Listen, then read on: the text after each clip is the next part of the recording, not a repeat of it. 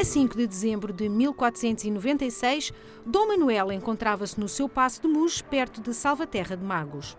Foi aqui que o Édito de expulsão dos judeus e mouros de Portugal foi promulgado. E foi a população de Muge que ouviu o Édito pela primeira vez, assim que ele foi lido na igreja de Nossa Senhora do Rosário.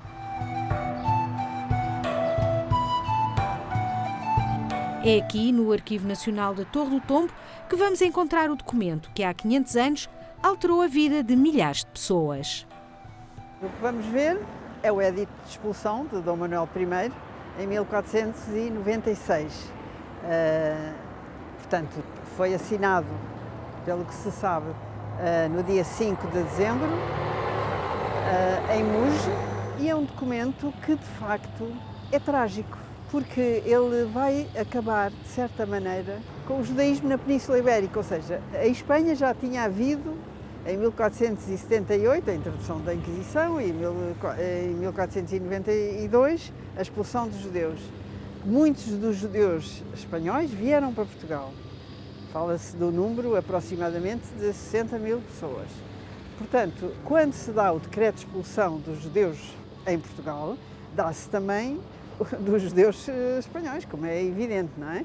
E, portanto, é, no fundo, o acabar, de alguma forma, com o judaísmo oficial. Não quer dizer que ele depois não continue sob outra forma. O Édito não traduz, porém, um verdadeiro desejo de expulsão da população judaica e mais parece apenas resultar da pressão dos reis católicos de Castela e Aragão, que só cedem a filha em casamento se judeus e muçulmanos saírem do território português. Quando ele começou o seu reinado, não é? Ele teve uma atitude de proteção, inclusivamente, e nada fazia esperar, nada. E uma das coisas que eu acho que mostra que ninguém esperava isso é que se encontrou uma lápide da Sinagoga de Gouveia, que terá sido de 1496, nesse mesmo ano, em que diz: esta sinagoga será a mais bela. As pessoas não estavam à espera. E apenas 3 meses mais tarde, milhares de judeus vão ser surpreendidos em Lisboa com batismos forçados. O objetivo é que fiquem em Portugal, mas como cristãos. A grande maioria não pode sair, saem alguns, muito poucos, e provavelmente algumas das pessoas, digamos, da elite judaica da época, e talvez, de certa maneira, é também uma forma para Dom Manuel, mas isto é uma opinião, de decapitar a elite judaica em Portugal. A verdade é que Dom Manuel, ao mesmo tempo que tem essa política, de facto, de destruição do judaísmo em Portugal, aliás, a professora Maria José Pimenta Ferro chama-lhe o religiocídio, não é? Mas ao mesmo tempo que ele faz isso, ele vai fazer logo a seguir uma lei que proíbe as inquirições ao passado judaico desses cristãos novos. Qual é o objetivo? É a integração, a assimilação dessas pessoas, portanto, desses que agora são cristãos novos, não é? Portanto, integrá-los na sociedade. A estratégia de tornar judeus em cristãos novos não parece, porém, resultar.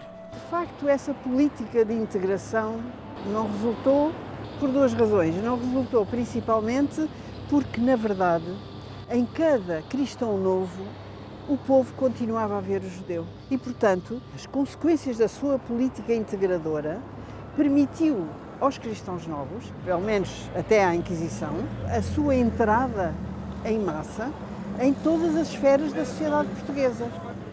Portanto, isso não era aceite, na verdade não era aceite. O descontentamento popular levou ao trágico massacre de 1506 em Lisboa. É um massacre inédito, em que foram mortos em 2 ou 3 dias, que foram mortos entre 2 e 4 mil cristãos novos, que já eram cristãos novos, não é? Porque eram antigamente judeus. À instalação da Inquisição, em 1536, a comunidade judaica em Portugal foi convertida de uma vez e, portanto, continuaram a manter durante algumas décadas os seus laços comunitários, a sua prática mais ou menos secreta judaica e, portanto, o povo é, como eu disse, em cada cristão novo via, de facto, um judeu. E à introdução das leis de limpeza de sangue. Como já não se podia punir ou perseguir o judeu, porque oficialmente já não havia judeus, passou a ser o sangue e não a religião um fator de perseguição judaica. E as leis de limpeza de sangue vão continuar até o Marquês de Pombal.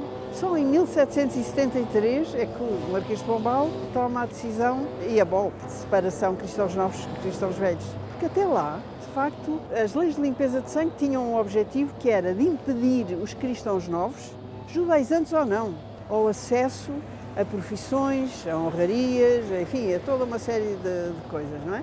E, portanto, isso tornou-se, de facto, numa discriminação e numa separação social entre cristãos novos e cristãos velhos. E que teve um impacto muito, muito negativo na sociedade portuguesa.